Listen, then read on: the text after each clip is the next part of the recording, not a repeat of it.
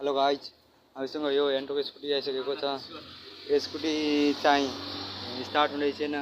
यसको यो यहाँबाट पेट्रोलै आउँदै छैन गाइज। यसकोमा के समस्या भयो होला कमेन्ट गर्नु। स्टार्ट हुँदै छैन गाइज, यहाँबाट पेट्रोलै आउँदै छैन।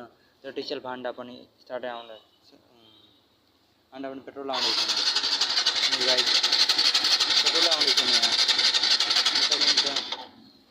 चाबी अन छ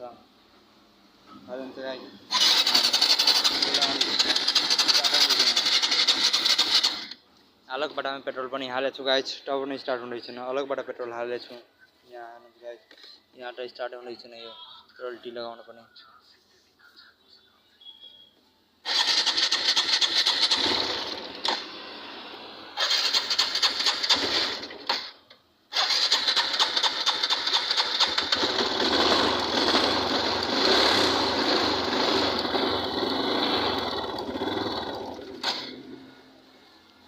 यस्तै हुँदैछ गाइज, स्टार्टै हुँदै छैन।